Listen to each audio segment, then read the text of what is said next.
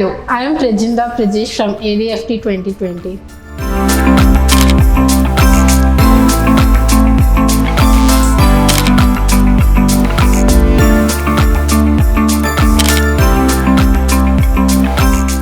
So this is about my foundation work and process. Here I learned to do the shadings and I learned about the color theory.